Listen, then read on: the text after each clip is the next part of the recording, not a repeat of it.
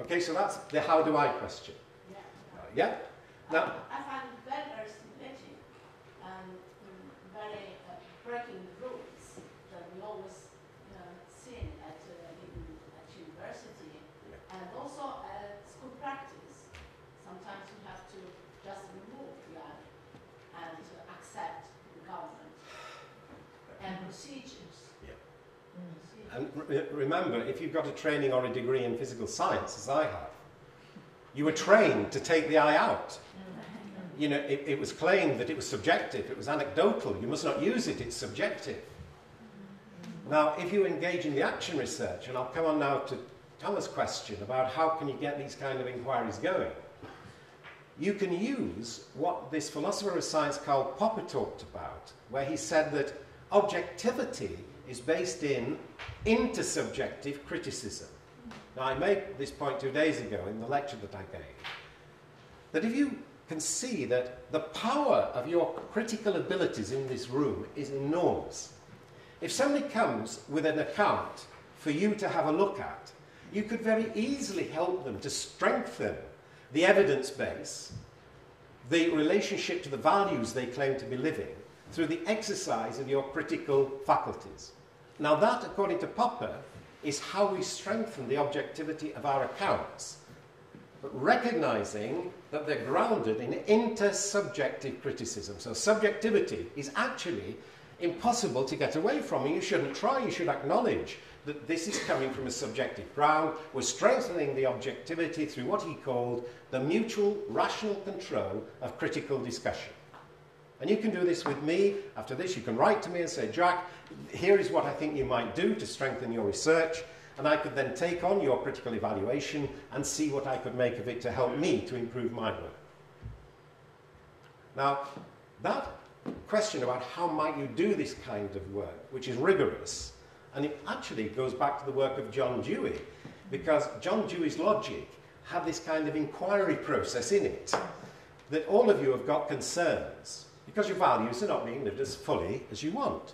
Now, outside your conscious control, your imaginations will already be working as soon as you have attention that you're not living your values as fully as you want to. Your imaginations start to think of possibilities that you can act on to improve matters. And I'll guarantee that everybody here recognises that they've acted to try to improve matters. You've tried to evaluate how effective you've been, and then you modify what you do in the light of your evaluations. Now, let me just check, because that's a second claim that I'm making of you. As well as having values that you feel are right at the heart of you trying to improve things, you've already going through systematic forms of inquiry, literally as action researchers. That you've all said, look, I've got a concern. I really am concerned here. It's not as good as it could be. Right, I imagine what to do, I act, and I evaluate. Now, if you leave it, what we say, implicit, in other words, I am now making this explicit, as I make it explicit, it becomes research. You're making it public so others can actually exercise their critical judgment to see if your claims are valid. So you can move it from the intuitive form of inquiry, where you're going through this kind of action reflection cycle, but you can make it public and share it into action research. It's making it public that actually makes it the research, the inquiry made public. Now, Thomas questions very much, how do you do this? Now, if you go to the actionresearch.net, okay, so there's the front page of actionresearch.net. Now, all you need to do is browse down the front page, and you've got here 2 booklets. One from a colleague of mine. She was one of my first students to get a living theory thesis accepted. It's Jean McNiff.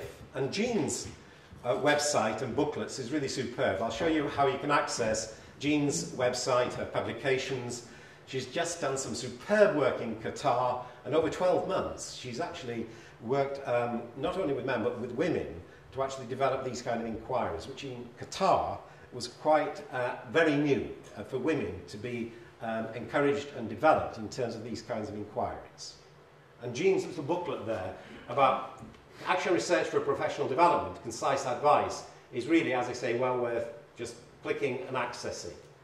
Now, if you just go down that front page, I just want just to show you something that it's quite a way down. It's about halfway down, and it's after the diagram of the action research process. But this came out of something at Liverpool Hope University last weekend, where Joan Walton, who got a doctorate in this way, is now directing the Centre for the Child and Family. And what Joan gave the rest of the Ed.D. students, because Joan is a tutor at Liverpool Hope, and they had a new group, new Ed.D., 16 students last weekend, and Joan put her action research project onto the table with the students. So she can be seen, like Trygve was actually showing the film, which was actually working with the guitar makers and players, not on them. You know, it wasn't the external researcher doing research on, it was definitely collaborative and with. And this is what Joan has done here. Now, this is a project aiming high for disabled children. Now, what Joan has done is she's answered this research action planning question. Now, this answers partially, I hope, Thomas' point about how can you get this inquiry going. Well, if you were to do this, you will be starting with, as Joan has, what matters to Joan. Eh? Now, what matters to Joan is helping the most vulnerable children in society. That is what she wants to do. As a young woman, she worked in care homes and felt inadequate of working with children in care because she didn't feel she had the knowledge to respond appropriately to these vulnerable children. 30 years later, she's now back in the university trying to still work at how to support and enhance the quality of life of the vulnerable children. And she's now got a very big project in the Liverpool area working with, I think it's over 18 people who've all got responsibility for helping the vulnerable children and to look at the nature of their influence. And here's, you can get this on the web, so this is accessible for you. You can just print it off and use it. You can use and print off any of these resources. They're all freely available from the educators that I work with. But this one here, look, what really matters to me? What do I care passionately about? I'm not sure if I can make this just a bit bigger for you. Let's just see. Is it okay? Yeah. What kind of difference do I want to make? What are my values and why? What is my concern? Why am I concerned? Now, this is the key one. What can I do about it? What will I do about it? And this one, how do I evaluate the educational influences of my actions? And that's what I hope you will go away with from this session. That this is one of the most difficult questions to answer. What evidence do you have that you've had an educational influence in the learning of your students?